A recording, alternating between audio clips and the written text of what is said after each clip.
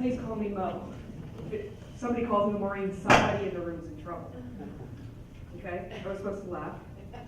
This is going to be a highly participatory program today. Is that understood? Yes. Okay, good. Before we get started, I kind of want to see who's in the room.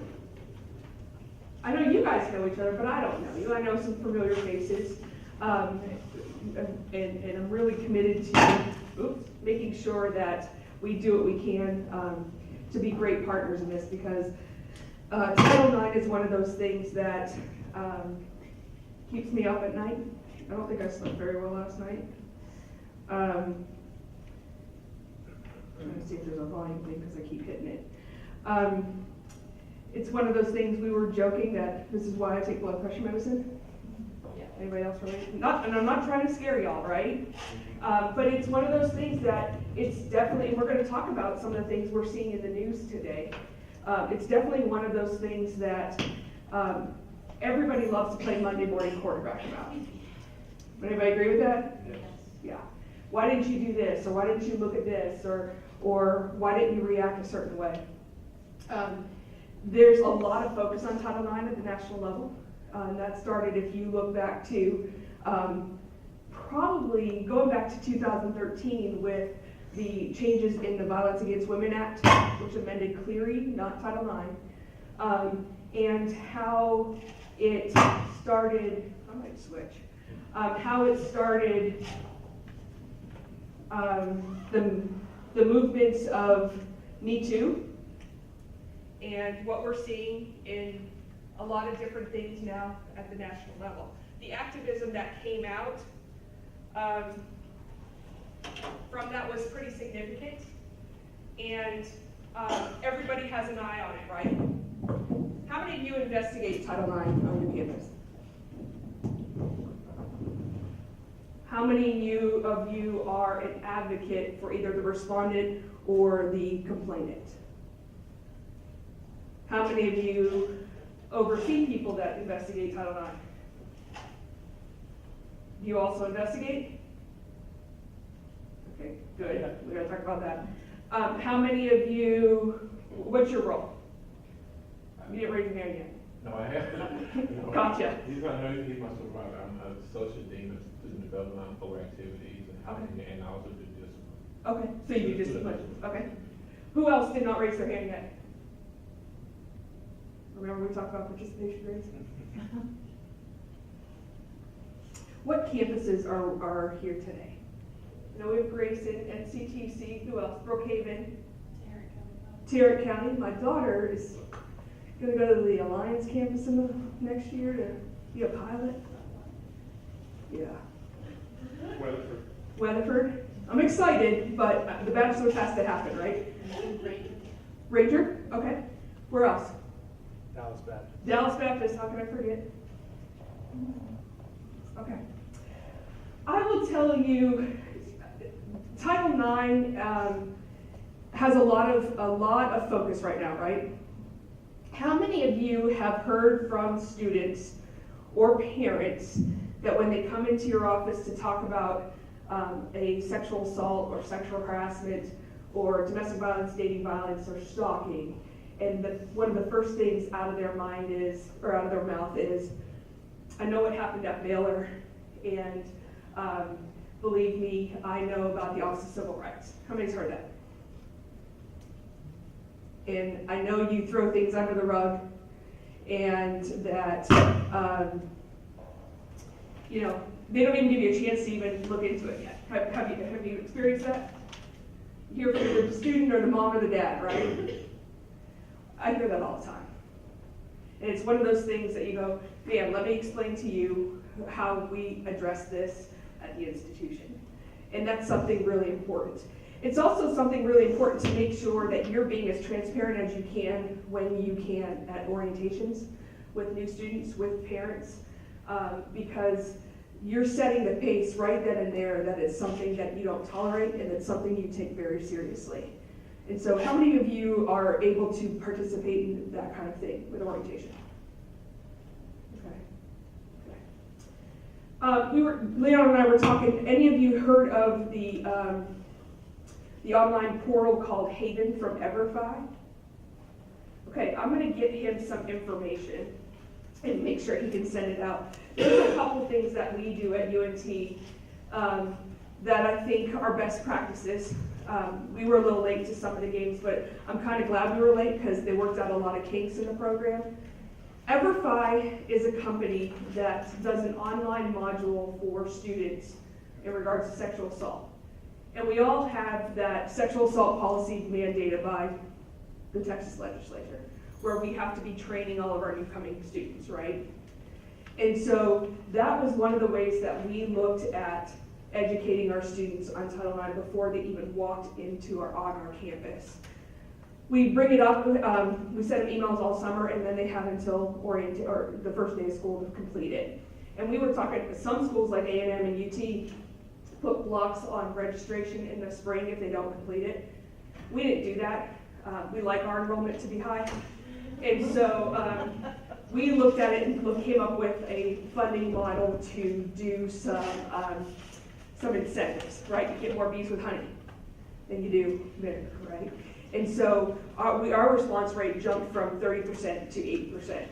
And so we had a really significant year. We give out, so our incentives are free parking for the year, we raffled off. We raffled off 2 MacBook Pros and bookstore gift certificates. So it really helped us, but I'm gonna get that stuff to Leon so that you guys, he can get it to all of you, because you might wanna look at that. And I don't work for them, I'm just looking at how much you are probably putting into a lot of outreach and you're not feeling like you're getting anywhere. And then how do you track that you've met the obligations under your policies or state law to make sure that you're trained, okay? The other thing is, anybody hear of the program Green Dot? Okay, good job, I'm glad. So we instituted Green Dot a year and a half ago. It is an active bystander education program. Kind of a train-the-trainer, it's a one-time fee. They come in and they train up to 60 people on your campus. And then from there, you train other people. And so we're up to about 500 people, including students. We kind of have you have to be strategic in your rollout, but what it does is kind of takes care of the active bystander. How do you stop the red dots? By punching them with green dots, and how punching is not really, that's violent, so that's not used over. But how do you replace the red dots with green dots? And so that's another program too. It's costly, but again, it's a one-time kind of thing too. And if you're looking for some of these things out there on how you can train your whole campuses, I want you to know about those, okay? So let's talk about, what do you want to get out of today? We are tired of hearing Title IX, but we always have to do more with it, right? I mean, it's one of those things that really, at times, I think I'm the dean of sexual assault. Anybody feel that way? We have had a significant increase in the things that have been reported to our office. I can think a couple years ago we might have 1 or 2 before Bob. And now the amount that has been reported to our office, and I'm going to argue it's always happened, it's just because the education that we do, and the outreach that we do, and the awareness we create. But this year we've had close to 147 reported to our office, and about 80 of those investigated. So crazy, right? It's kind of like on the trends of mental health. Your care teams. A couple years ago I had 11. Now I have 480. So we're definitely seeing a lot of increase in those 2 areas. Would you agree? And so really looking at your resources and what you have, and then making the recommendations to whoever you need to make recommendations to about making sure that you're addressing things appropriately.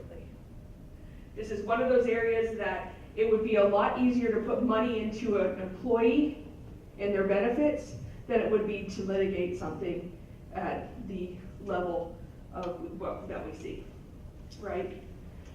We have seen a significant increase, although before Betsy DeVos and the Trump administration, we saw a significant increase with the Office of Civil Rights and things that were being reported. Would you agree with that? And I'm not going to ask you if any of you are on the list. I can go find that out. and you'll see UNT wherever you want to. But what that does is we created a culture pre-Betsy DeVos where everybody feels that in a Title IX case, you are going to always make one party unhappy. Would you agree? Whether it's somebody that reports to you that they've been sexually harassed or sexually assaulted, or a victim of intimate partner violence, or somebody that you are holding accountable for that action, somebody is going to be mad. Somebody's going to say, I'm getting my attorneys. Somebody's going to say, I'm contacting the Office of Civil Rights.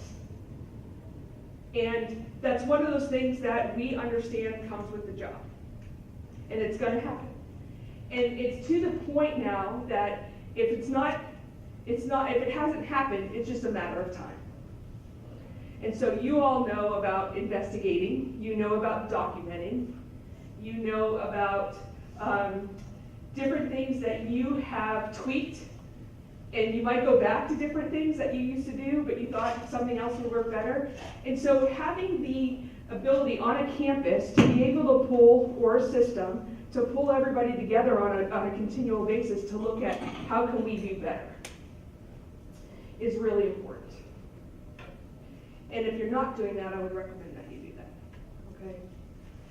Now, what we're going to talk about today are a couple different situations that we have seen in the headlines.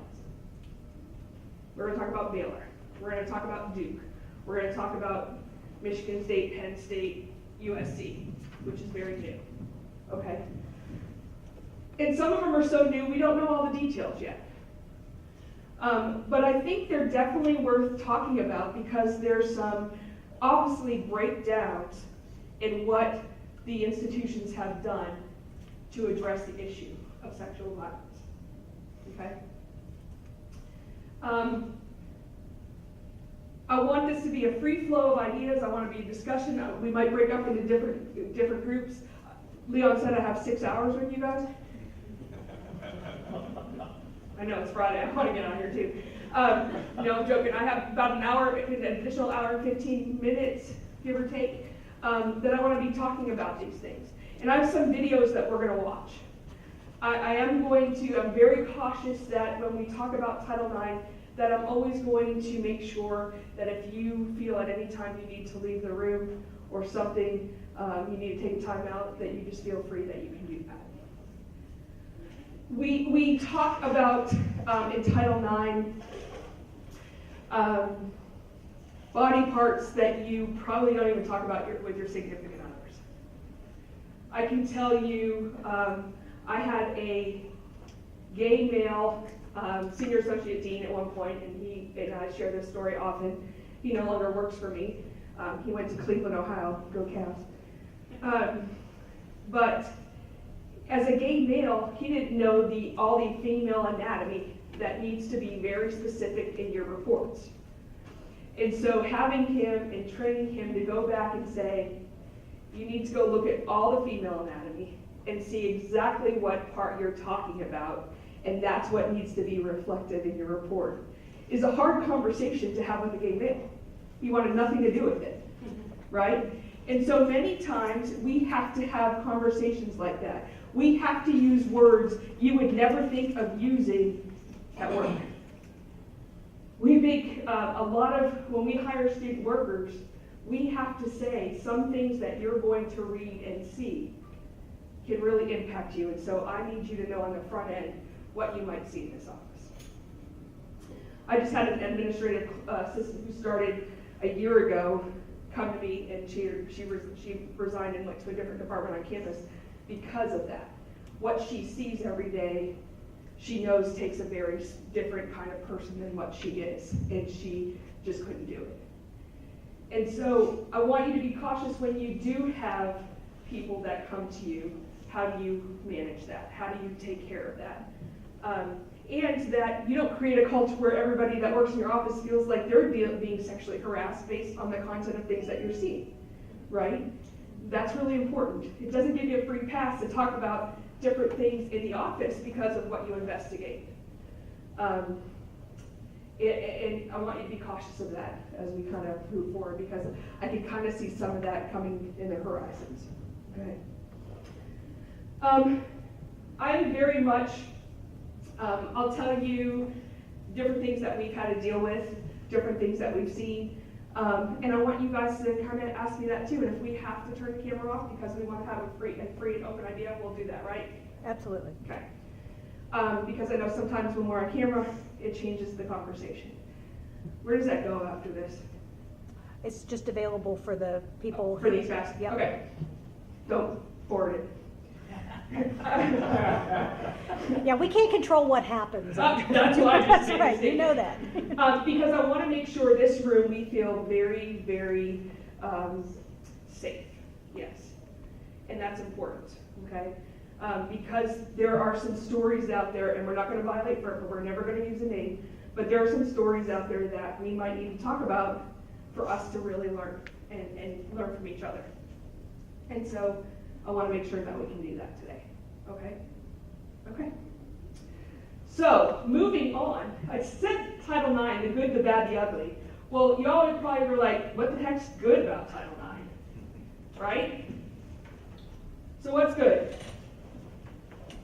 We're creating a campus and an educational opportunity for our community to feel safe, right? That we know sexual violence and intimate partner violence happens on our campuses. It always has. It's just whether or not it was reported, right? I will tell you, I'm the chair of our Clery team at UNT as well, and I used to think, a long time ago when I took it over in 2011, that having a 0 for sexual assault on campus was, we were so safe. I don't believe that anymore. And I don't like a lot of big numbers, but I also know that our numbers are probably more accurate than they ever have been because of the education and things that we do. And so the media loves to find your Clery numbers and go, why such the jump? Why did you go from 3 to 11? That tripled. That's the headline, right? Sexual assault numbers tripled. It went to 11. That's a little less than triple, but you get what I'm going, right? So that's the caveat, right? Now I will tell you, if your Clery numbers and you have a residential campus say 0, there's probably some more education you need to be doing. How do you report? How do you, are your CSAs being trained? That kind of thing, okay? And so Title IX has really changed the demographics of higher education. Would you all agree?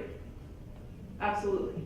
I mean, we even came up with a statement for faculty to choose whether or not they want to. It's not mandated, but our survivor advocate came up with a statement for them to be able to put on their syllabus, should they want to put that for anybody that has experienced sexual trauma or intimate partner violence. And we have a lot of faculty that are doing it. We have a lot of faculty that are reporting it to us, okay?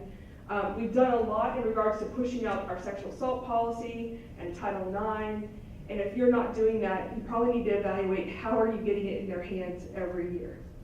And I would argue every semester, because you might have people change, okay? We know that there are times that we have sexual violence or intimate partner violence happen that there is a threat. And I'm going to share a story with you. And just a caveat, I've been at UNT 20 years. All my experience is there. I'm not pushing you all to go to UNT or have your students go to UNT, but I'd like that after they're done with you. So go ahead. But I want you to understand that that's my frame of reference, okay? So this story's been in the news. The gentleman was just convicted of murder. 2 years ago, we had a student that reached out to our survivor advocate who was being stalked by her ex-boyfriend. She had broken up with him before she came to UNT, and they had been together a couple months. And he just kept showing up. And we got the police involved. We called what we call as our CART meeting. We call it a Campus Assault Response Team. and we get the players that need to be in the room together, kind of like you do your care teams and your VITs, but for sexual violence and intimate partner violence. And we looked at all the facts of the case. And sometimes it takes one person to say, this just doesn't make me feel good, we need to meet. Okay? Kind of like you do your VITs. And that student, survivor advocate, reports to me, and so we had talked, and I was like, I just feel really uneasy about this. It kind of makes the hair on the back of my neck stand up. And we were out in a free speech situation, and one of the police officers that had trespassed the guy and arrested him was like, Mo, and this guy's really cool and collected. He said, I just don't have a good feeling about this. So we called a CART meeting, and the chief of police was there, and their lead detective, because they had a lot of criminal information that I didn't, right? And I had information from the survivor that they didn't. And we came up with a course of action on how we can keep addressing this guy. And so we kind of put this invisible barrier around UNT for him not to come to campus. He kept violating it, but we had communicated with a number of people to look out for him so that we would just keep arresting him. Because sooner or later, he won't be able to post bond because all his money's gone, right? You hope. So we also got this girl's mom involved. She was a survivor that did not want to go to the safe room. And that was because she believed that if she did that, she would give him the power. Okay? And I get that. I understand it. But that concerned me. I don't want to re-victimize her and make her do something that she doesn't want to do. But there are other ways that I can go about it. And so what we did was call mom, had a meeting with mom and her, and talked about all our concerns. That weekend, a student from TWU was murdered and found at Grapevine Lake burned to death the following day. And I would have never, ever, in my wildest dreams, to put those two pieces together, what we were dealing with and then what happened. I got a phone call from the chief of police that was in the CART meeting the week before, and he said to me, because I had called him about the murder of the TWU student because one of our students was her roommate, and that's how we found out. And I said, hey, I want to make sure you know about this. He knew. So I was out to dinner with my daughter, eating Italian spaghetti meatballs is always my favorite. And he calls me and he said, hey, is our survivor safe? Do you know where she is? And I said, yeah, and mom's involved. She didn't want to go to a safe room, but we know where she is, and she was going to go home for the weekend. And mom had taken her home, so we knew she was with mom. And he said, okay. And I said, is there something you need to let me know? And he goes, I can't tell you. And I didn't eat the rest of the spaghetti meatballs because there's something going on, right? So I went home that night, and it just kept eating on me. And I put it in my head what happened, based on what I saw in the news and what I knew. And you kind of get that sixth sense as you kind of do this work. And then I went to my boss Monday morning and I said, I don't know this information yet, but I think the guy that was stalking our girl murdered the TWU student. And she said, let me know when you know. And I called the police, and he was being arrested, and so he was able to tell me. But that was one of those that you were like, oh my God, right? And so Title IX is here for things like that, right? It is here for things that are not that extreme and that we have to pay attention to. And so I could tell you 5 more stories like that. I always say, not to minimize sexual violence or dating violence or domestic violence at all, but when somebody tells me they're being stalked, those are the ones that are continually ongoing that we need to move on faster than we do anything else. And I've seen way too many people. We've stopped a murder-suicide by an ex-boyfriend coming and looking for one of our girls. We had her in the safe room. She took, her mom came from Corsicana. They went from the safe room to her apartment to probably get a couple items for the safe room, and he had shot himself on her front porch. He was looking for her the night before. So, stalking are the ones that cause me some grave concern. When we get victims of sexual violence, intimate partner violence, the behavior has already occurred, and they're really looking for help, right? But when stalking's reported, it's probably still ongoing. And with mental health issues that we see, and with some of these stalking behaviors, those are definitely ones that you need to make sure that you have great relationships with people that can help you stop the violence, okay? When somebody comes in and tells me they're being stalked or tells a team member, we look at it very differently because the behavior is still ongoing. And that's one thing to really make sure that you pay attention to. Okay? So what interim measures need to be happening? But also, how do you keep the rest of your campus safe? We have a student that put a tracking device on his girlfriend's car a couple years ago and had it there for 10 months.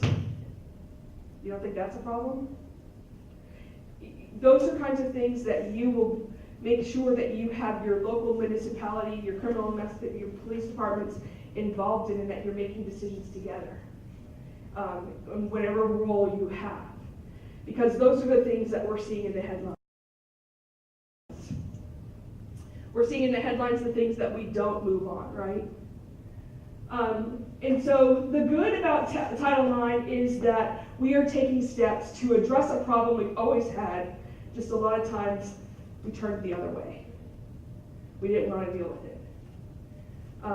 And so I will argue we go both sides of the pendulum right now, right? So we were all about survivors, and now we're coming back and seeing more and more litigation from respondents and due process and things like that. And so definitely something we're going to talk a little bit about today. When I do presentations, I really like to make sure that we hit both sides. So we'll definitely talk about Duke lacrosse. Okay. Does everybody on your campus know if they're a responsible employee? Is it in their job description? Do you know? Is it in their evaluation? When we redid our evaluations and our job descriptions, we kind of had an overhaul. We put in there for many of the student affairs if they were CSAs under Cleary, as well as if they were mandated reporters. And then we evaluate them in their annual evaluation on whether or not they've attended the appropriate training. Something to think about, okay? As you refill jobs, that's the time to do it, right? So, has anybody seen the movie Honey Ground?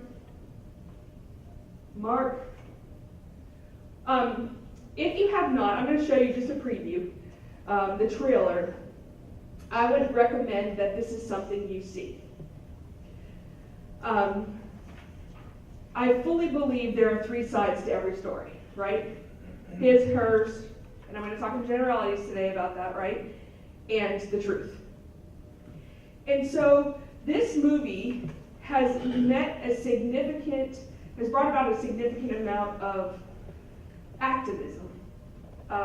What happens is you buy the movie and you can show it, and then you have a way to debrief with your campus, kind of thing.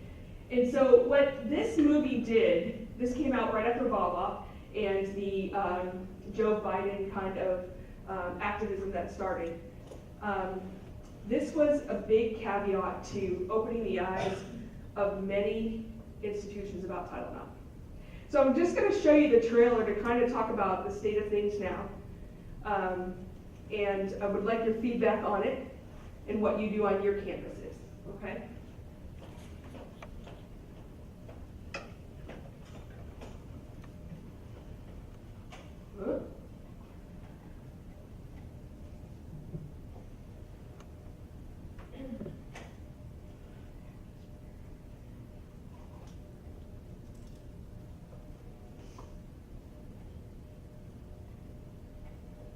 I got a call from the Dean of Admissions asking if you were to get into Harvard, would you accept? And I said yes, because I knew my mom would tell me if I said anything else.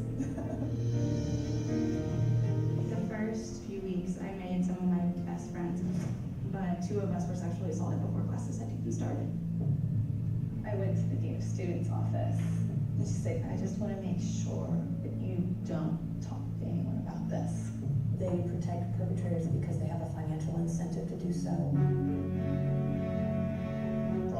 assault on campus is enormous. I think it's fair to say that they cover these crimes up. There's a lot of victim blaming. He lectured us about how we shouldn't go out in short skirts. They told me, despite the fact that I had a written admission of guilt that I presented to them could only prove that he loved me. They discourage them from going to the police. If it goes to the police, then it's more likely to end up as a public record. Universities are protecting a brand. Campus police cannot contact an athlete. He won the Heisman Trophy with his DNA rape kit. Just sit down with the students and ask them, where are the hot spots? Sexual assault expected. The second most common type of insurance claim against the fraternity industry is for rape. Her rapist's name matched the name of 2 other cases, and he was allowed back on campus. The message is clear, you're not gonna win. We started seeing, what was happening at campuses across the country. Hi, has no one connected the dots before? These students went from sexual assault victims to survivors and now activists. My name is Carolyn Libby. My name is Alexis Schwartz. My name is Ari Mostov. This is a national problem. I was getting threatened. It was working in their favor to silence me. I was terrified. I thought if I told them, they would take action, but the only action they took was against me. We've got a lot further to go.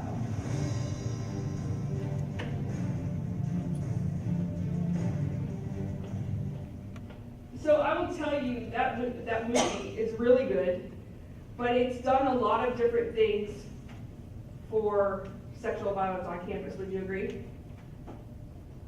Tell me what you feel after you see that.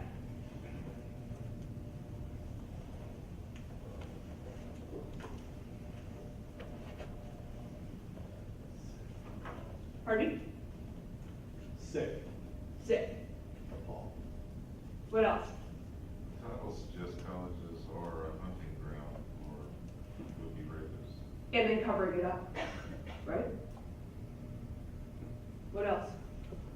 Well, I watched it with my daughter, who's going to be a freshman this year, and she said, "I don't want to go to college anymore." But it was good because it created a great dialogue. Mm-hmm. And one of the biggest things that came out of it was, what is the reoccurring theme that you see again and again in this film? And it's a lot of it talks about alcohol and how that flourished on. So I thought it was a great piece that created some good conversation. And I agree, it gets the conversation going, right? But it does it through the aspect that it's going to hit you in the gut, right? That this is going on, and why would you ever want to send your son or daughter to campus? Why would you want this? Because this is going on everywhere. Now, if you watch it, a lot of it is based around athletics in Notre Dame and a couple other institutions. Remember a couple years ago, the girl, I think it was Carolina, that carried the mattress around, and then at graduation was going to bring the mattress? That was a huge story, right? And that's a lot in this too. But if you haven't seen this, I would recommend you do it. And that if you have kids above the ages of junior year in high school, maybe, yeah, I wouldn't show it any lower, although they've all watched 13 Reasons Why. That you watch it and you have those conversations with your kids. But also, do you look at this with whoever is doing your education and prevention and show this on your campus, and then you have the follow-up afterwards. What do we offer? What is our policy? What do we do to address this? Yes? Question, as far as housing, do you know if university or colleges have this on the contract or just have handouts that they give anything about sexual assault? Would you incorporate that into the actual application, housing application, or just keep it separate? That's probably a question for you to decide as an institution. We don't do that at UNT, but we don't. Yeah, I will tell you, your clearing stuff should be for every applicant, right? So they're seeing a lot of things in your annual security report based on this stuff before they ever decide to come to your institution. And same with employees. Now, what we do is that we have what we call first flight, and it is the week before classes start where we mandate freshmen go to that. And we have different buckets that they have to kind of go to. It's a wheel type thing. And a number of the things that we talk about are alcohol, sexual violence, intimate partner violence, and then we hand out brochures and different things like that. And they're also seeing the Haven stuff before they come to school. So we're showing how many different ways. We just don't think we have a one and done, but we look at how do we keep educating people about this. So Green Dot keeps supplementing all that kind of stuff. Okay. If you put something at the front desk during move-in, you're going to have parents talking to you, which is a good conversation. So keep those conversations going. We are going to do a video that talks about Haven and Alcohol EDU to parents, that after they go to orientation, we're emailing parents the video about our about Haven and Alcohol EDU, but what we do in regards to sexual violence on our campus. So things to think about. And we're doing that all in-house. We have the ability to do it in-house with some of our departments on campus. So what this did was really create a lot of anxiety. And this is about, the movie is about 4 or 5 years old now. You still see it, you still hear about it, along with all the other different pieces of activism that you see. The thing I talked about, and we'll kind of talk about that a lot today too, is the relation to athletics, right? So athletic programs, and do they cover up different violations? Like we're going to look at Baylor. Do they cover up different things because somebody's an athlete? And I don't know if you know this, but the NCAA came out with this past year where every student athlete has to be trained on sexual violence, and the president has to sign off on it by, I think, May 15th of each year. So that was something I was heavily involved with this past year. And so that's going to continually train. My guess is sooner or later you're going to see your professional schools and professional organizations kind of look at that. I just see that this isn't going to go away. It's not something that's going to disappear. Mark brought up a great topic too about alcohol. And so if you're not talking about alcohol and sexual assault together, you need to be. You know, when I went to school, we gave out rape whistles.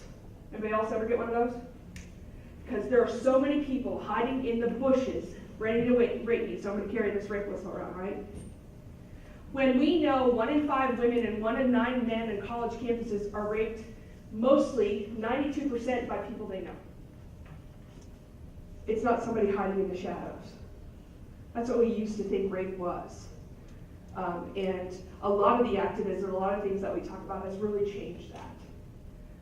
And so it's important to look at that. So next we're going to talk about our friends down the road. Oh, went too far. And Baylor. Aren't you glad you don't work there? Anybody Baylor grad? Oh, you want to leave? And I'm sure as alumni, you guys have gotten a lot of correspondence from the institution since all of this. Would you agree? If you have a valid email with them, no. Okay. I went to a training in Austin 2 years ago, or a year and a half ago, that the Title IX and the marketing department from Baylor was there to give us a lesson on the impact what this has had at the institution, as well as the marketing and changes that they implemented and how they communicated with their alumni, how they communicated with the press, all that kind of thing. Great, they've done a great job. But the Baylor scandal just kept unraveling. Would you agree? Every week, something new would happen. You heard about allegations, and then you heard about an arrest, and the institution didn't find him responsible, and then the gang rape with a number of football players. And so I'm going to show you 2 videos on this, just because it's so, it's still very new. Litigation's still going on. NCAA is still looking at it. College or Department of Ed is still looking at it. So we haven't learned everything yet, like we probably have Penn State. Although Penn State's not done either, because my guess is they have a lot of things still coming.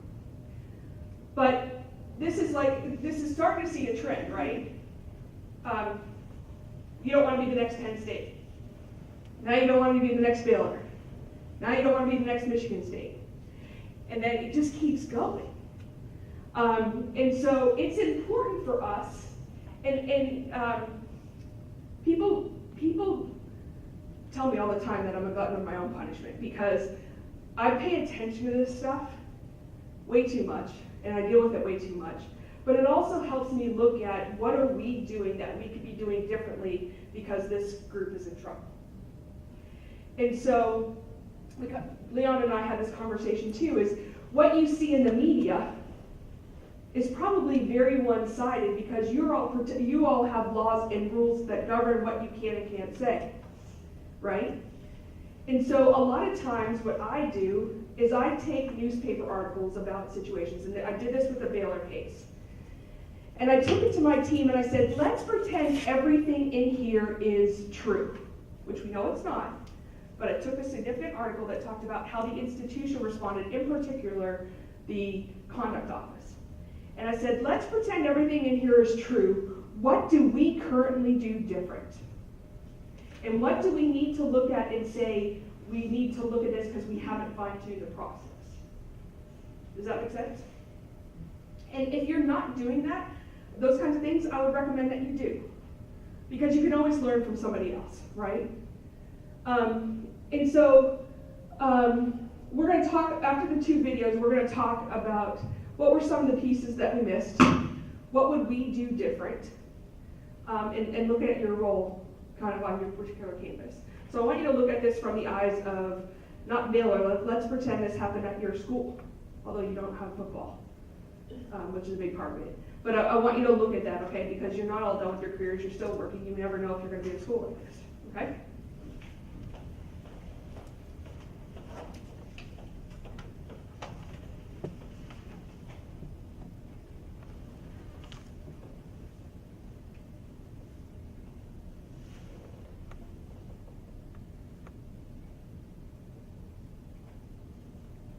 Priority. The football team is their priority. The money that comes to them is their priority.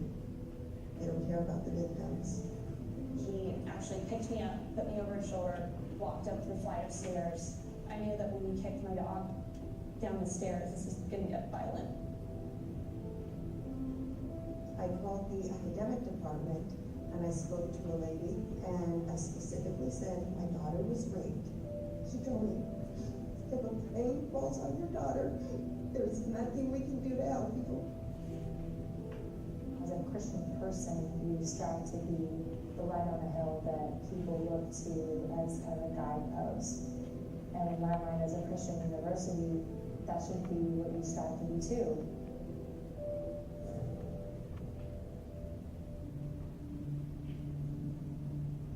This woman, who we'll call Sarah, was a member of Baylor's equestrian team.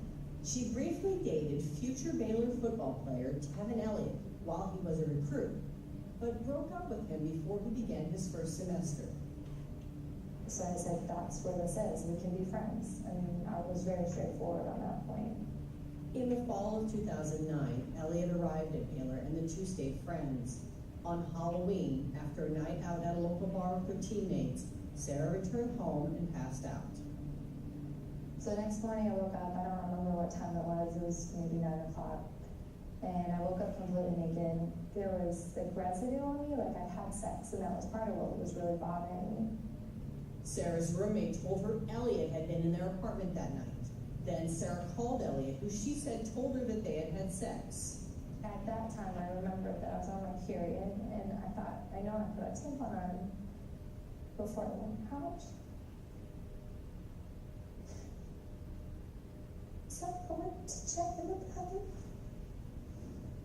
and the tampon was shoved way out inside of me. And I think that was when I realized that it couldn't have been consensual.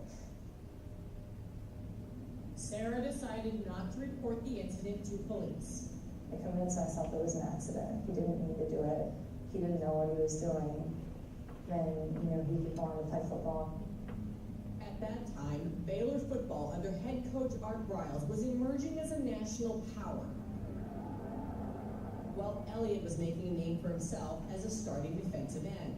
The Bears finished in the top 25 in 2011, the first time since the mid-'80s. March 27, 2012, a Baylor student athlete we'll call Kim says she didn't know Elliott personally when she needed a favor toward the end of her senior year. I needed someone to help me move a desk up a flight of stairs. So I kind of asked around. They were like, I think Tevin Elliott's still there. Why don't you ask him? And then when I asked him and he said yes, I was like, awesome, great. Show me where he's not dead. After a few moments of small talk, Kim says Elliott began playfully touching her. Then after he kind of started progressively teasing me, and not teasing but poking, like kind of trying to wrestle with me a little bit. And I'm like, dude, not cool, back off, back off. And then it got to a point where he was like full out trying to wrestle with me. And I got really nervous and things started becoming real. Then Kim says Elliott hoisted her over his shoulder and carried her upstairs. He put me face down into the bed and pulled down my pants and proceeded to rape me. And I do remember picking my head up and saying no. And just like looking at him, and he fed off of that energy, and to him that was yes. He liked that energy. Kim says she refused to leave her apartment for a few days, but eventually filed a report with the Waco Police Department. Then she asked for help from Baylor and was directed to Bethany McCraw, the Chief Judicial Officer. She essentially said, why are you here? And I said, well, Tevin Elliott, I don't know if you know Tevin Elliott. She's like, oh yeah.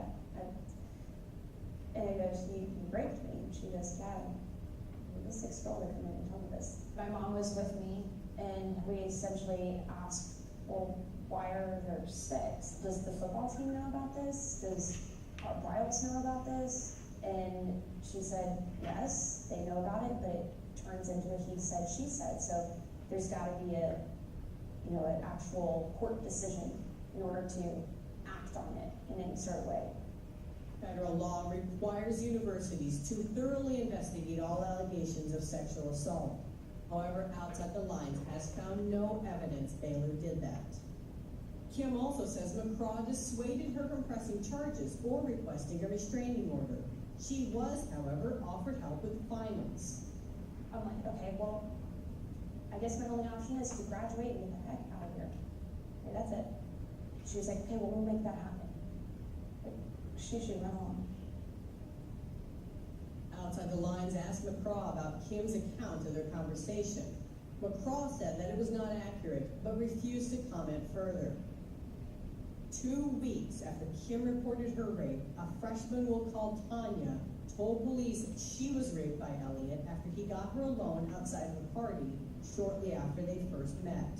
He literally has picked me up, and my mind could not process the fact that I was being carried by someone who I was told explicitly, I do not want you to pick me up, it's like, put me down. Tanya says she was a virgin when Elliott raped her. She reported it to police and then sought counseling from Baylor Student Health Services.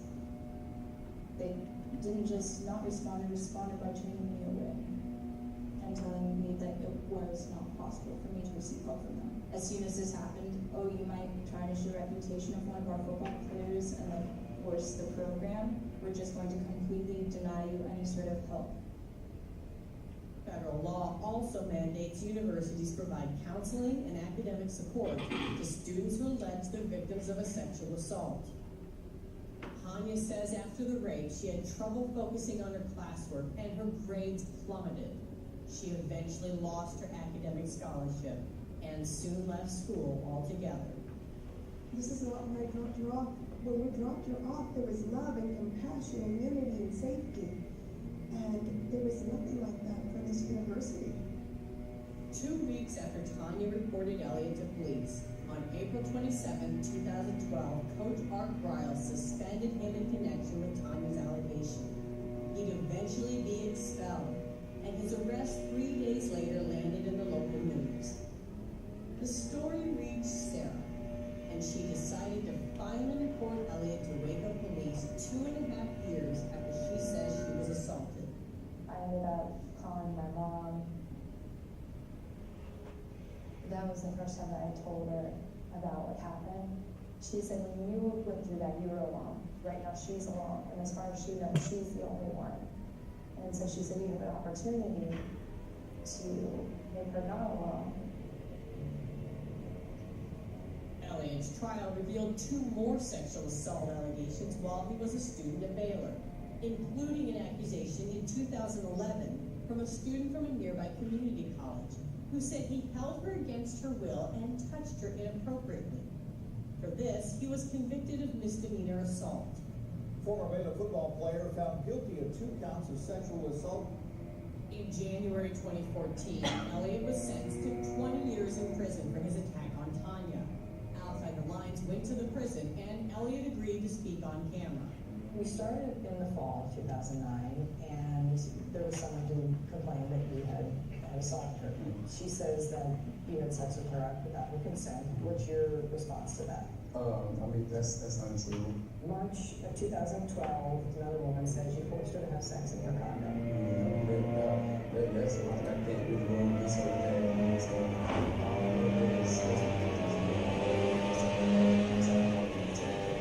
and the last one the trial was actually focused on, and her story, obviously, she says you picked her up at a party and had sex with her without her consent. I can't really talk about that more in detail about it. I really wish I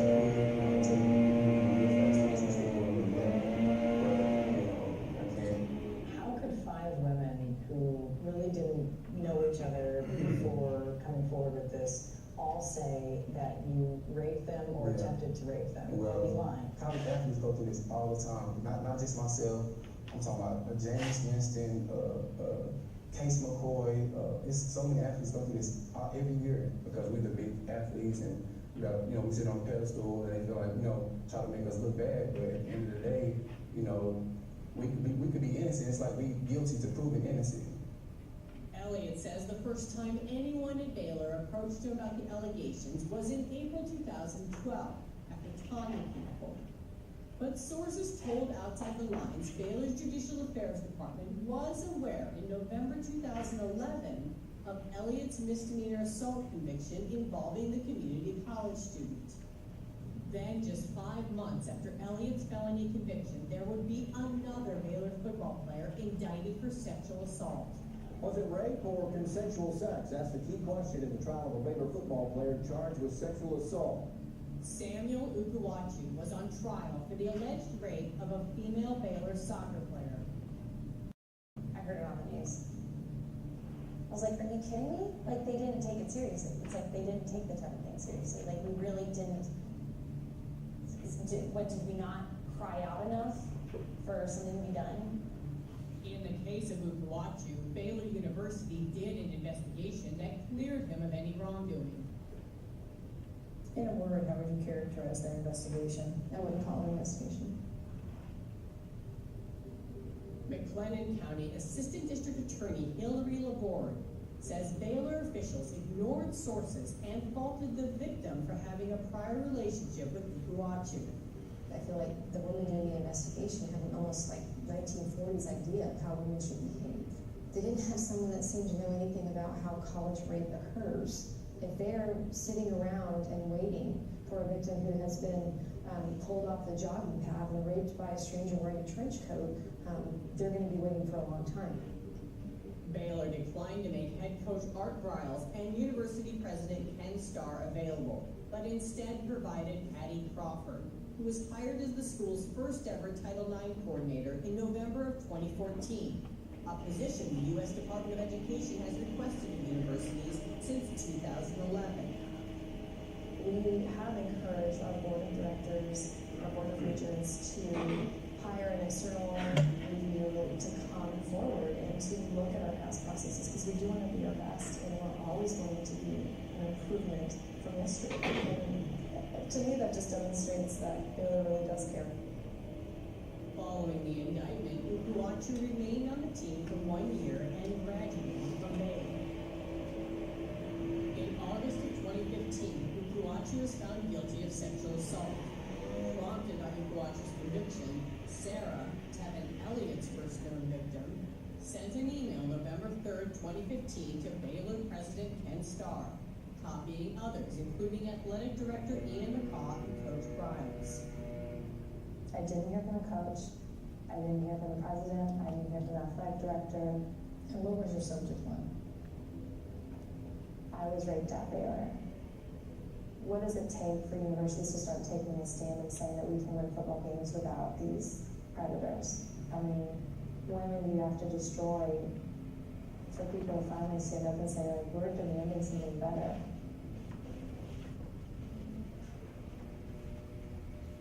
You may have heard Ron Wood's last week, but a controversy really happened in the university, something about the investigation into how they did it. So what are your thoughts on that? Did you know all the details? And this is still premature to some of the things that ended up coming out. That was the outside lines before a lot of it had come out. What are your thoughts? Again, believing that some of this is not true, right? But this is what's out there. And you heard how many Baylor people participated in the outside lines? Nobody, right? So if we took this as fact, what are some things you can take away from this? We have a mic so that we can hear your questions or comments if anyone wants to use it. Remember we talked about participation? Yes. There is no process for the victim whatsoever. Nothing in place, nothing to go to, nothing. Does anybody have a survivor advocate, somebody that would be there for the survivor? Who does? Raise your hand. Okay. And that is definitely something we've seen probably since Baylor a lot more of, is the investigator can't be my advocate, right? If that's your model, you need to change that. But you need somebody that is there just for the survivors of violence. And we do all types of violence at UNT, sexual, intimate partner violence, and other violence. We had a kid that was a victim of a hit and run for a pedestrian, so that person, again, would be able to help. But what we've seen is the survivor role, the survivor advocate role, come from a lot of this stuff, right? Which is important. How many of you would make academic accommodations for students? What if it's not up to you? How do you do that? What if your instructor said, nope, she failed? What do you do? Our needs are back there and there to work really closely with me, so I haven't had an issue. Okay. Because it comes down from her. Okay. Who else? Have anybody ever had a faculty member push back? I have. It's fun, right? Yes. What happens? It was, and it wasn't a final grade, but it was a situation where the two students were in the same lab together. Okay. And the girl didn't feel comfortable going to lab that day. And so I spoke with the instructor, who happened to be an adjunct instructor, not a full-time person. And those are the hardest. Yes. And she was adamant. I said, is there another lab that she can attend today? Is what you're covering today so earth-shattering that if she misses today, she won't be? And I was trying to lead her down the path of saying, agree with me, and let's get through this. And she said, oh no, she needs to be here today. And she just kept, so I went to her dean, and we made it happen. Okay. Because we're not, I mean, there was no So you reason. feel that you, as in your role, can't do that? If you're going to push back as the instructor, I'm going next. And sometimes I get a bad rep from academics, but you know what? I'll take that, because what are we doing? Advocating for our students, right? Yeah. What about you? What do you guys have your hands up? Push back from academics? Yeah. What happened in your case? Well, it's happened more than once. The faculty members told me, I don't think I need to do that. And my answer is, I'm the vice president, and I'm telling you that I think you really do. And if you don't agree that we need to do something responsible, we'll bring in general counsel, and you can explain to general counsel how you're going to defend what it is you're about to ask to be able to do as a faculty member with our student. Because I hope your name's first on the litigation, right? Yeah. Yeah. But I have to use those words and I get in trouble for them, but I don't care. I'll deal with that later, right? Because we have some people, and a lot of times it's adjuncts because they're not trained like our seasoned faculty, right? What do you do? Or what's your in those situations, how much information can you share with the instructor about the situation? Sure. So our language is our survivor advocate, because you want the documentation, emails the instructors in her role, and we've done a lot of education who she is, and her signature says what she does, right? And it says, I am working with so-and-so who's in your class. I am asking for these reasonable accommodations. Should you need, for a Title IX case, should you need any additional information, feel free to contact me. Boom. We have some that push back, and then I get involved. Because that's my role. We're here to keep the institution out of trouble, but do the right thing for the person, right? How many of you have the ability to contact registrars or your bursar or student accounting where you can refund money for a class? Okay. I do that. Because, again, are you doing the right thing? Do you really want to fight over $3,000 and make that person feel like UNT or TCC or NCTC or DBU or whoever was not supportive? That goes a long way, right?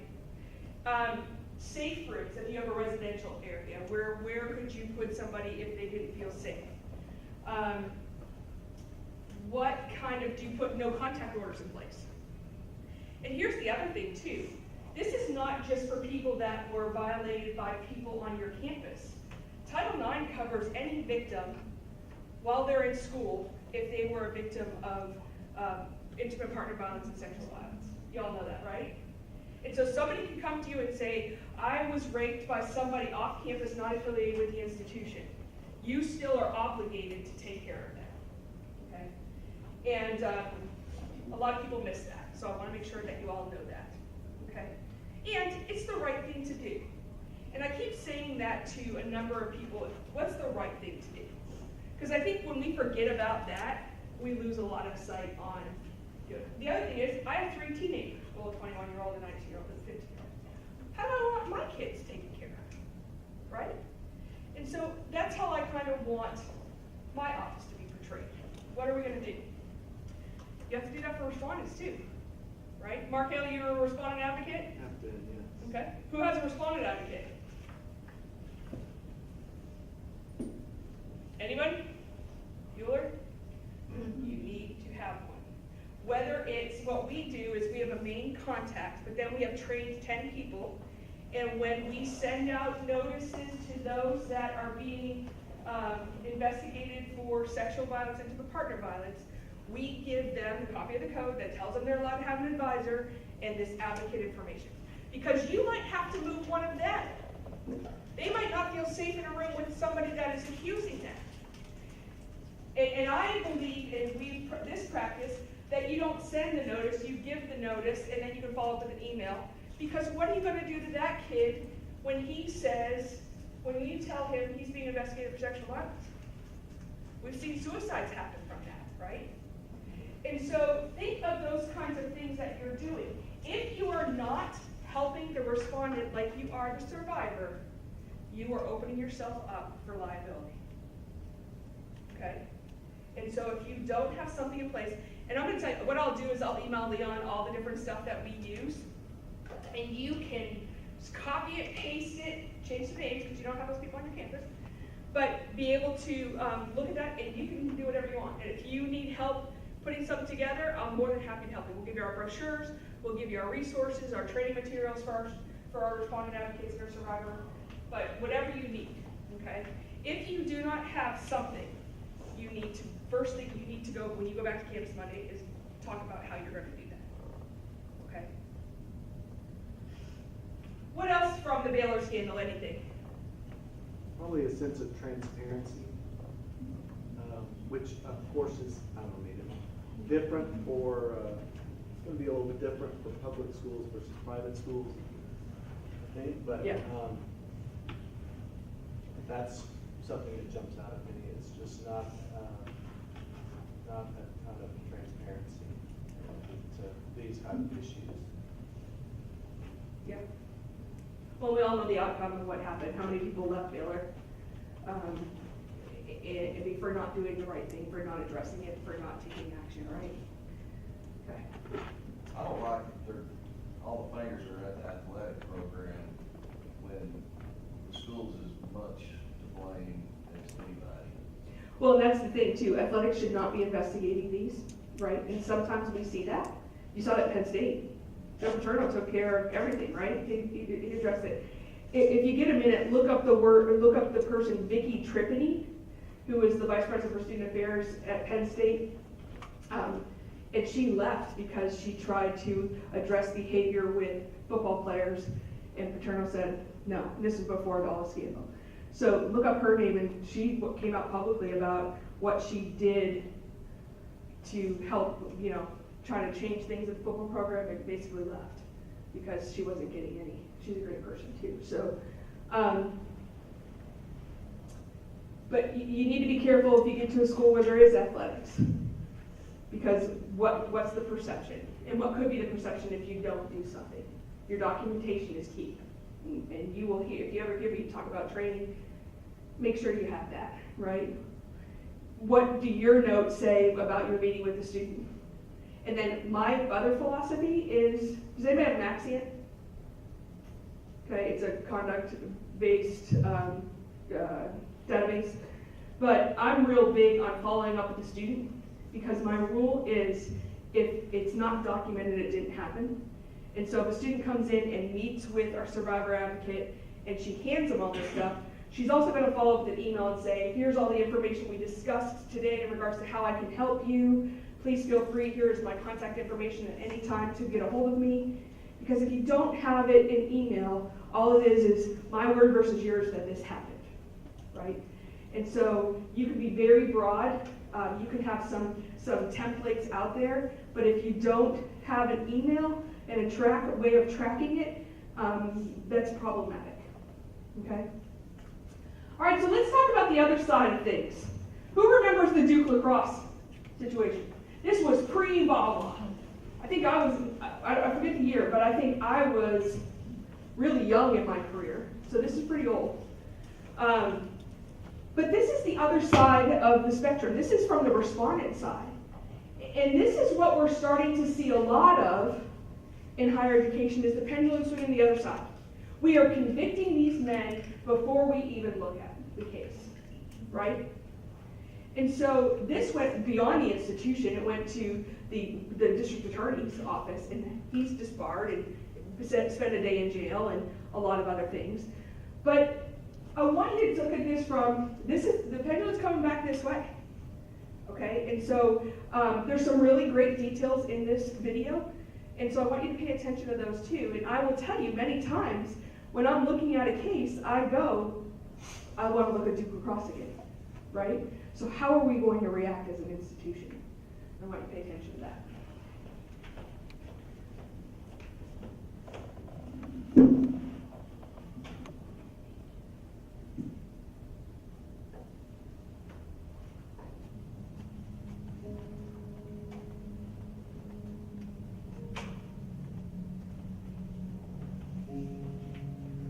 What was remarkable is that lots of figures within the media, within the Duke faculty, and to a certain extent within the Duke administration, not only presumed the players to be guilty, but then drew these very broad moral judgments.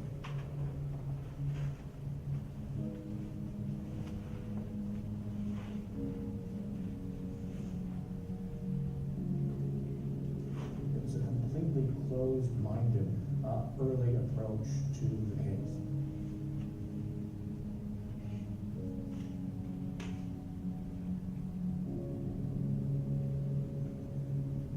My name is Casey Johnson. I'm a professor of history at Brooklyn College and the QD Graduate Center. I wrote a blog on the Duke lacrosse case called During Wonderland, and co-wrote a book on the case with Stuart Taylor called Until Proven Innocent. During spring break, when most of the students at Duke were off campus, the captains of the lacrosse team came up with the not-so-bright idea of inviting 2 strippers to perform for the players.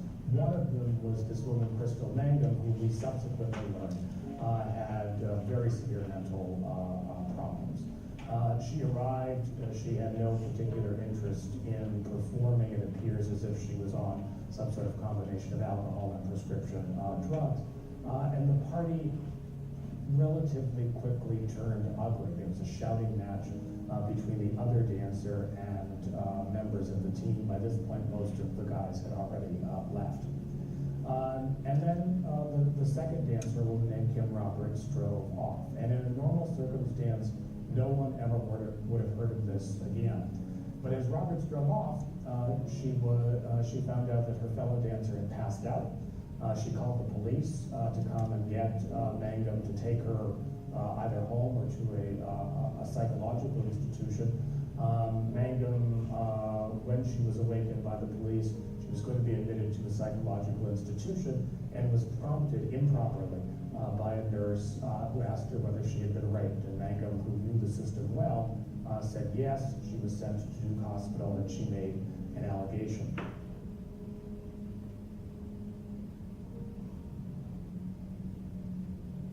Our kind of mob mentality that took hold of the activist wing of the Duke faculty, which culminated in an April 2006 statement signed by 88 Duke faculty members called the Group of 88, in which before any charges even had been filed, these 88 faculty members took out an ad, a full-page ad, in the Duke campus newspaper. They unequivocally asserted that something had happened to Crystal Mangum. She was claiming rape. The lacrosse player said nothing happened. They said that they would continue their activism regardless of what the court decided or what the police said. And they thanked public protesters for not waiting and making themselves heard. And the highest profile public protest that had occurred at that point had been a march in front of the captain's house in which protesters had carried large signs urging the castration of the lacrosse captains. So this was, it was a complete abandonment of any pretense of objectivity, of any interest in the truth.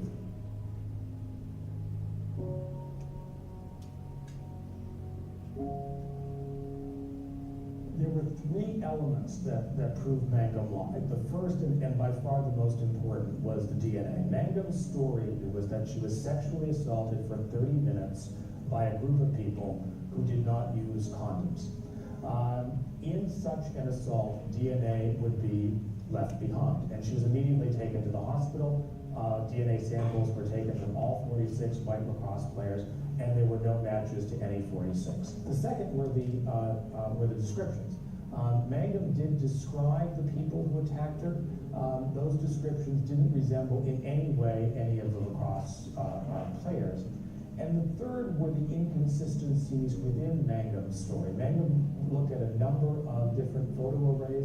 There was only one lacrosse player that she positively identified as being at the party in every single photo array that she looked at. The problem is that was one lacrosse player who could prove that he was never in Durham.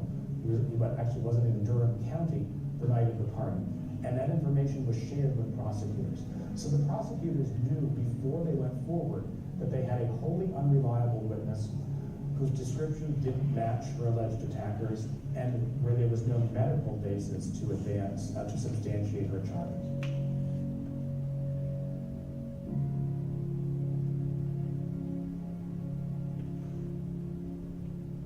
We believe that these cases were the result of a tragic rush to accuse and a failure to verify serious allegations.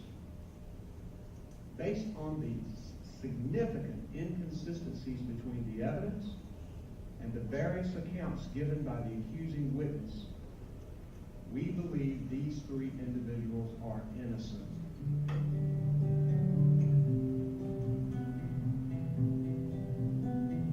The purpose of due process is to yield, is the best way of yielding a truthful result. No one benefits to begin with from a false allegation of rape yielding a conviction presumption, because when these issues get published, as was the case with the lacrosse case, it undermines a general presumption in the value of accusers. And the other thing about value in due process is that it's facially neutral. It's not as if a system of due process benefits either the accused or the accuser. The purpose is to create a fair system. A lot of times what we're increasingly seeing on college campuses is that the process is designed with the presumption that the accuser must be telling the truth, and that testing that presumption is somehow another sexual assault on the accuser. And this is entirely anathema to basic principles of due process, really both within the criminal justice system and within higher education as a whole. I am not going to allow Durham's view in the mind of the world to be a bunch of lacrosse players from Duke raping a black girl in Durham. Nightlong, as prosecutor, seemed to be functioning as if his goal in the case was to violate as many different ethical procedures as he possibly could in one case. So, he ordered the police to run this rigged photo lineup that contained only photos of lacrosse players, so anyone Mangum picked could be charged.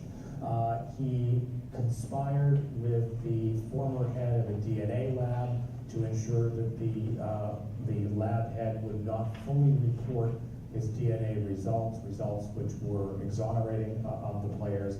He lied in open court to a judge for which he eventually was held in criminal contempt and was sent to county jail for 1 day. He issued a barrage of inflammatory public statements which violated ethical rules for prosecutors. So Nightlong's behavior was extraordinarily bad. It was, I think, unprecedented, the sort of behavior that we saw from the Duke faculty. And I can't think of another instance in modern higher education in which faculty members essentially chose to exploit their students' distress to advance a campus pedagogical agenda, to push their own ideological vision, and to abandon any pretense of supporting fairness, due process, the dispassionate evaluation of evidence. So there were multiple villains in this case. The worst of them was Nightlong in terms of the degree of the misconduct. But if you want to look at unprecedented conduct, I think the focus would be on the Duke faculty.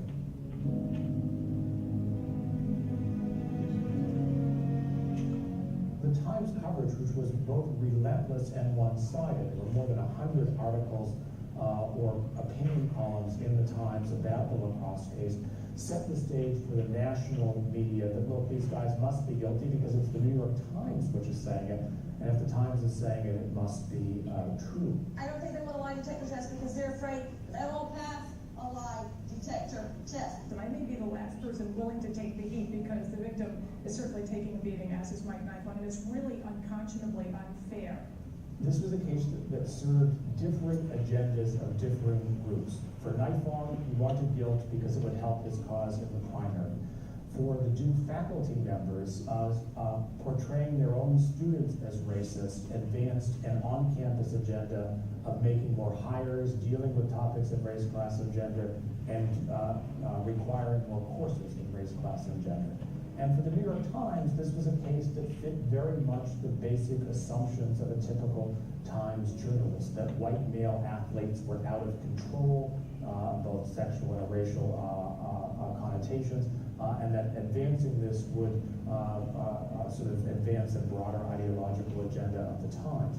And so this was it was almost a perfect storm of a case in which a variety of different groups could exploit the case for their own purposes.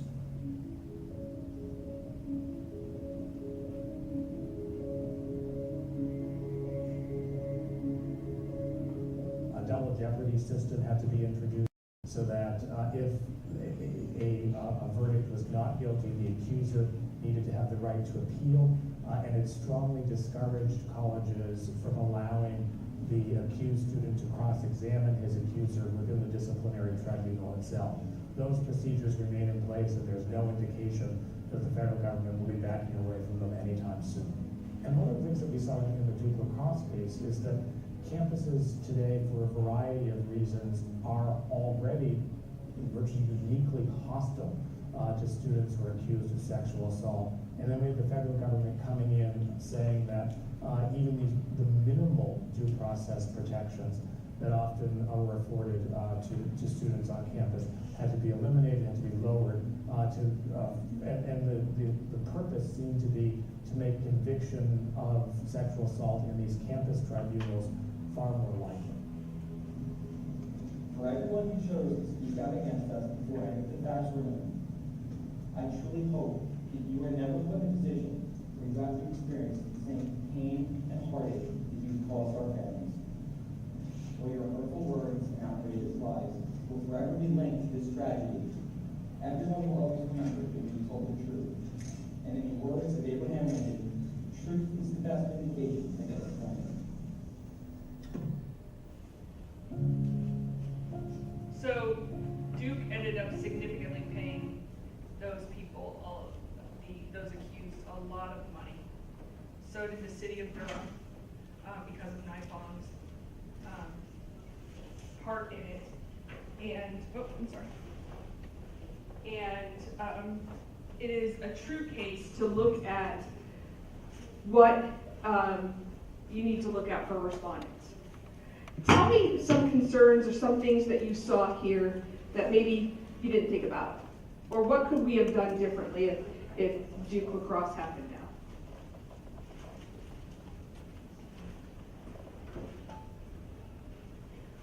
And here's the other thing too. If you have ESPN, there's a 30x30 on this that is phenomenal to watch. So you'll go see all the different pieces of it. But you know, the faculty, have you ever thought of what if they throw a coup, right? And they were completely wrong. But did a Title IX coordinator, which I don't know if this happened, or did the president or somebody say, this has to stop? And I don't think so. But those are leadership decisions that need to be made, and us in our roles as investigators and people that are advocates and Title IX coordinators are supposed to be saying, hey, stop this. We need to look at this differently, right? Because they were convicted before the next day. And here's there's just so many things wrong with this case. The criminal side really always bothers me. I have a son. We have rules that you are never allowed to have a girl in your room until you're 30. Right? We do have rules. There's no people of opposite sex in any of my kids' bedrooms. You are in the living room because I do this work, right? But imagine what those 5 men went through. And one of them, who wasn't even at the party, was the one ID'd the most. The DNA, because there was a rape kit done, she said they didn't use condoms, and there was no DNA affiliated with these individuals. But still, the university and the district attorney persisted. Because God love them, they're lacrosse players and they do wrong. Right? And so it's kind of our role in whatever we do is, are we asking the right questions and bringing to the attention of those that are decision makers to do something different? So in this case, I probably would have said, I think we need to have a huddle. And my boss needs to be there, and the legal counsel needs to be there, because this is out of control. And if somebody told me no, I would follow up with an email that this is what I recommended, right? You have to make sure that in your roles, you're taking a step back and being fair to both parties. You have to make sure that you're doing it right. Some stories we hear are so egregious, right? Horrible. But then we don't need to do more harm because we didn't give the rights to all the individuals involved. Mark. What parallels do you see between that particular case and UVA? There's obviously some similarities, but... UVA Rolling Stone? Yes. So I heard her speak. Okay. She was the assistant dean, and has been totally exonerated, won a big settlement from Rolling Stone. I actually was at the same place where I heard Baylor talk about what they've done to change. She was there, and she was her first speaking engagement, and it was fascinating to watch. Now, what I didn't know until that speaking engagement was she was the survivor advocate. She was not the investigator. She was not the Title IX coordinator. She was the support for that person solely. And it's important to know that, because if you are the survivor advocate, how important documentation is and all the things that you do for that individual. Same with the respondent piece, right? A lot of things. The media rushed to judgment. That fraternity house closed down. I mean, there are so many things wrong with the Rolling Stone UVA piece. And then she came back and was vindicated. I'm very proud of the way UVA responded in regards to her employment. She was never fired. She was never told you need to move on, those kinds of things, which I think is important. Because that's a very quick reactionary type thing to take too. And then somebody come back and you're looking at possible litigation from somebody that you fired for a lie, right? And so making sure that the right people are at the table when these things happen, and that you in your role can feel empowered to say, I think we need to take a step back and make sure all the right people are sitting at the table.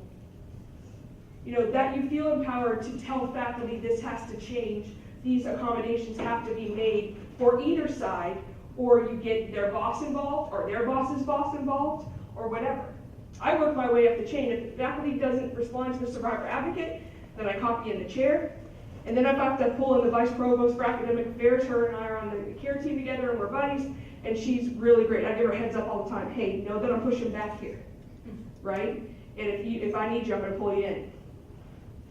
And you might get some criticism because you're pushing boundaries that aren't in your lane. I'm going to argue they are, okay? And that's what I tell my boss when she says, why did you be so mean? Well, I'm not being mean. They just don't like what I'm telling them they have to do, right?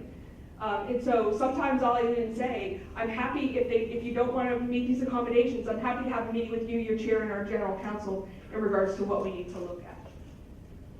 And I get myself in trouble, but okay. Because my job is students, right? And I'll deal with anything else that comes along. So, I'm kind of wrapping it up. We didn't get to Penn State, Michigan State, and USC. A lot of these Penn State is out there, and you all know a lot of different things with that. If you have not seen the movie Paterno on HBO, it is also on Hulu, I think. But I think you have to have HBO. Another great movie to watch. My sister's a Penn State grad. She refuses to watch any of it, and we share our Hulu account. Well, that should be out here.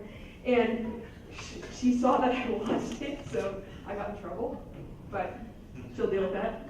She's using it to watch my Game of Thrones. And so if you can watch that movie, watch it. It's eye-opening. Again, looking at, is everything here factual? Again, probably not, but it's very powerful.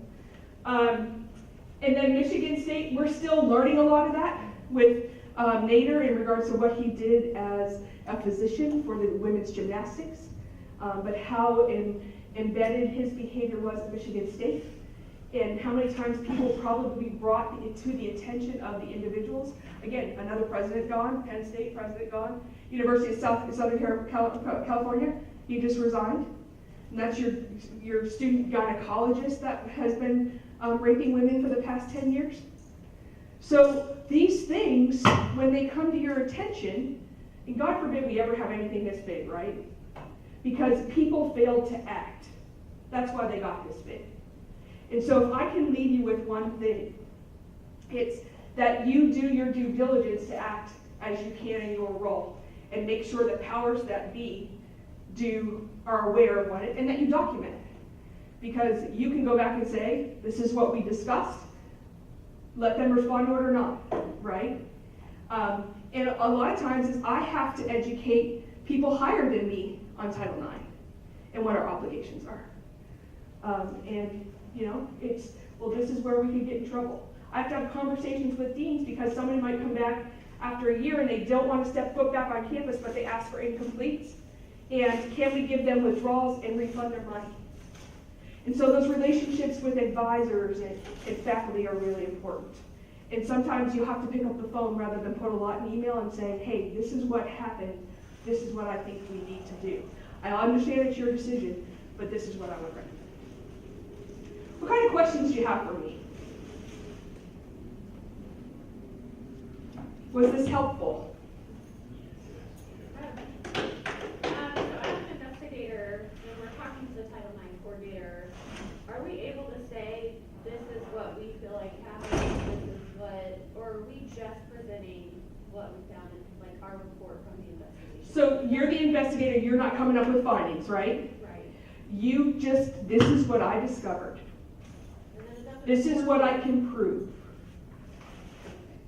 Because if you go into the analysis and the sanctioning, if there is, you're also playing judge, jury, and district attorney, right? And we have to watch that. There's a case out of Houston that just came out in the past year where University of Houston did that. They were not found,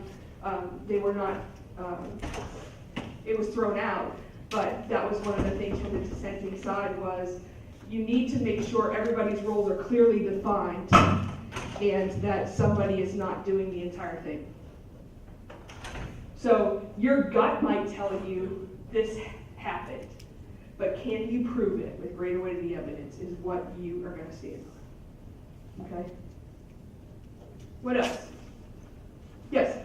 What kind of content do you put on a brochure for the respondent's advocate to give to the respondent? Mm-hmm. What kind of content goes in that brochure? What kind of information? So I'll send you ours, but and it's available on the web. I mean, we make everything we do available on the web, and the new thing is we're doing everything in Spanish too, which I would recommend if you have a predominantly or a big group of Spanish-speaking students that you do that. And their parents, right? Because their parents might not speak English, but they're looking for the information. So we're talking about counseling, we're talking about your rights, we're talking about how availability is for the advocacy, what things we can do. And on one side we have all those things like we would for a survivor, and then on the back we have all the people that are trained by the institution to help them. Now they can get their own advocate too, if they want to get a lawyer or whatever else, but we are very clear on here is all the information that you need for this case. And it doesn't stop when the case is over, right? That I'm here for your entire career if you need me. Who else? How did you identify who was going to be a respondent advocate? We put a call out and asked for people that wanted to be trained in this and be available to help students, and we got 10 to 20 people that wanted to do it. And so we train them on an annual basis and make sure at all times our list is updated if people leave the institution. And it was really kind of cool how people responded. Yes? Going back to what you mentioned about the case out of Houston of someone doing all of it. So would you say in a model like that, should the investigator also then present the case during the conference or hearing? So your hearing is in front of a panel? No, it is a single conduct administrator that hears. Okay, so what we do is I have an investigator that investigates it and writes the report to the findings, facts of finding, right? And then what they do is hand the case over to the adjudicator, the decision maker. The decision maker is going to call both parties in to look at the report. What other things do they need to add? What's missing? Do you want to put anything in writing to us to consider when we make a decision? They're going to analyze the report, that person that is now no longer the investigator, and they're going to render sanctions. If we go to a committee for an appeal, I would recommend the investigator be called as a witness to the person that made the decision as part of your case. And so who investigates in your campus? What division? We are Deputy Title IX coordinator, so we do the investigation. And then who do you hand the case to for a decision? To another Deputy IX coordinator that's on a different campus. Okay, so what I would recommend is you talk to John and see as the investigator. Sorry, Dr. Mendo. Oh, you're not there? No, oh, okay. But you hand it to whoever you're handing it to, but you have the conversation ahead of time is, what do you want my role to be as the investigator? Should it just be on paper, or should I be available to the person making a decision? Okay. Okay. It is appropriate for that, for the investigator to be in the conversation. Depends what your code says. Depends what your process says. Okay? We are overhauling our code just because so many things have happened and all this different litigation has happened and there's different pieces to every part. So make sure you follow your process. Okay? And your process will be blessed by your general counsel and all those other things. Okay? What else? Yes? I have a couple of questions. Have you heard of Safe Colleges by Vector Solutions? No. CASB kind of remote staff, I guess. Safe Colleges by who? Vector, VECTOR. Okay. No. But that doesn't mean anything because I get people send me stuff all the time. Delete. Because you already have a lot in place, right? But has anybody else heard that? Is it an online training program? Yes. Okay. That's what we have Haven, so we have a contract with them, with Ever5, so I probably wouldn't hear from them. Yeah. And then the other is, in the disabilities office, sometimes they have temporary accommodations, like if somebody broke a hand or something happened, can you use that process to kind of get a temporary accommodation so that there's no butting heads with the instructor, it's just part of the. Well, the only problem I have with that, and you're an attorney, right? So you correct me if I'm wrong, okay? Temporary accommodations aren't mandatory. Title IX accommodations are. You have more clout. You have more clout to me. Would you agree with that? It depends on.